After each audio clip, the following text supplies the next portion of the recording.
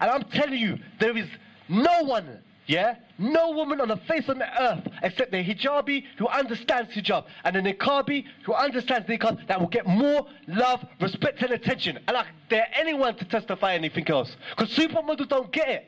Supermodels, whether you're on a council estate or you're in bloody Vogue magazine, you're still going to get news for a few sexual experiences and dash to the side after a while. Why? Because there's always another hot chick. But when a brother goes to a meeting, he don't want any chick. He don't even want any chick when hijab. He wants someone who understands the 3 categories of Tawheed. Someone who understands about the companions of themselves. Someone who's not like, we don't want, yeah, what is it? We don't want hijabi and niqabi, buju bantams and bounty killers on the back of the bus. Rah, rah, rah, rah, rah, rah, rah. Yeah, we don't want that.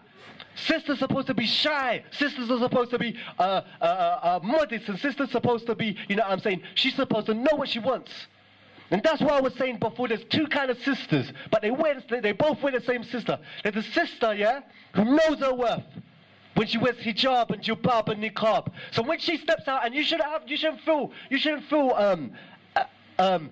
feel inferiority, superiority when you wear jilbab. When you go, yes, you should be shy. Yes, you should be humble. Yes, you should have manners. But the niqabi and the hijabi, when she goes outside and she leaves her house, and she's prayed her 5 prayers, and she's wearing a proper hijab, yeah, and she hasn't backbite other sisters, she should walk down the street proud, because the creator of the sun, the moon, the stars, the sky, the galaxy, he loves her. And she's the only woman outside, yeah, whose uniform did not come from a man or woman who have skid marks in their pants because they don't even know how to do it stinger. So how the hell are you going to let these people give you inferiority complex? You should be proud.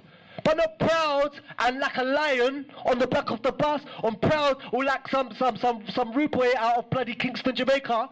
You should wear your hijab with honor. And wallahi, a sister should be should live in fear that she's ever gonna put up a picture of Trey Songz or Chris Brown, yeah, up on her Facebook openly, because she's gonna feel that other sisters think she's so dirt and cheap. So at the end of the day, Allah, mashallah, that's what I'm trying to say to you about the music videos. The majority, except the sisters who do understand Tawheed, the majority of sisters, yeah, they get pulled down, yeah, by the music videos. Oh, you don't know what a rave is like. Oh, you don't know what a spliff is like. Oh, you don't know what it's like for a guy to check you out in the club or whatever. Oh, you don't know what it's like. You know what I'm saying? Like these black girls, you see them when you go whenever you go these areas and you see these black girls half naked. Yeah, and you hear all these things, them chatting them up, and you hear all this stuff in secondary school, state school, that yeah, I'm gonna go and link Marvin and Philip. But what the music videos don't show you, yeah, and what the L'Oreal adverts don't show you, and what the movies don't show you, I ain't ever once, and I grew up on a council estate, yeah, and basically I ain't seen any council estate in London, yeah, on a video where it shows you the reality of that life. Because the reality of the life when you see this black girl and the L'Oreal adverts in the film is this. Show me one video where it shows you that the girl got pregnant, yeah? And then basically, you see her phone up the guy, she goes, oh, do you know what, guess what? I'm having your baby, and we're going to have lots of kids, and we're going to go to party together. And he said, oi, don't you ever phone my phone again, or I'll punch you in your mouth. You better kill that. Because that happens on a daily basis. Not only that, show me one time where you see a music video where the woman's coming out of Tesco's and Sainsbury's with 3 kids, yeah, and stressed, and she's looking at the bills and she's crying in a council flat. Why? Because she had man after man that promised that he loved her and slept with her, and as soon as she got pregnant, he dust, and the next one dust, and the next one dust. And what you really think, what these sisters, really, you think this guy's in love with you, you think he really cares about it, really, you're just number 20 in his phone, yeah, of girls that got smashed this month. And the thing is this, you are going to find out whether Allah is Al-Hakim, yeah, by reading in Tawheed, reading Kitab al-Tawheed, going through the Surah Al-Alaf and Kida Wasati in these books, yeah, and reading about the companions and believing it by reading about them, or you're going to feel it.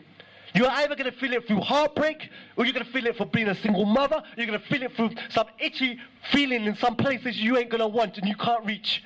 And I'm going to say to you as well, is that at the end of the day, I ain't ever seen once, yeah, in a music video, you know what I'm saying, where the girl, you know, she's basically 9 months on her own, and every weekend, You know, if you had a split screen, you show the music video, you see clubs and lights, yeah, and this, that, and the other, and the guy putting his arm around bare girls every week, and in the other one, you see some crusty little house, her crying, you know what I'm saying, looking at the bills, you know what I'm saying, vomiting out because she's going through all that stuff on her own. You see what I'm saying? I've never seen a music video where you see a woman giving birth. Imagine that you're giving birth, yeah, on your own, yeah, on your own, yeah, in a hospital, and that guy's raving at that same night. You ain't ever gonna see that on a music video, yeah? So either you find out Elias Al-Hakim from reading and the books and everything else, or one day, after you get pregnant, yeah, after your parents kick you out, after you're on the bench homeless with bogey coming out your nose and tears coming out your eyes, you're gonna say, yeah, it's true, Allah is Al-Hakim. So you decide for yourself, because I've seen it a million times. I wish I could get a Kafir's life, a female Kafir's life, and play it to you. But you don't want to, you know, I know what I'm doing. I know what I'm doing. I know what I'm doing. Okay, you know what you're doing, ain't it? But at the end of the day, you know what I'm saying? Allah has provided, alhamdulillah, the elders, they've got to make it easier for the youngers to get married, because I believe, mashallah, it would be, a lot of the fitna would be less if the elders, if we make it easy for these young brothers and sisters to get married, because it's serious out there and it's real. And alhamdulillah, yes, they should study and stuff like that, but we should make it as easy as possible, yeah, for them to basically, you know what I'm saying, get married once they reach that age. So at the end of the day, sisters, you have to choose, ain't it? You have to choose who your role models are, and you have to choose what you're really going to follow. And, for example, this deen doesn't have to be boring. The brothers that I know that are practicing and are on deen and so forth, we're not all like, oh, I wish I was raving, oh, I wish I could have a spliff, do you know, I miss my day. No. Because we've tried it. Yeah, and it's just like when you get a new pair of trainers or you get a new jacket or something. Yeah, it's good, it's okay at the beginning and blah, blah, blah, and so forth. But after a while, it wears off. You see what I'm saying? And that's what it's just like with raving and clubbing and all this other stuff. You see what I'm saying? So, you just have to decide whether you're going to believe that Allah is the most wise through reading books.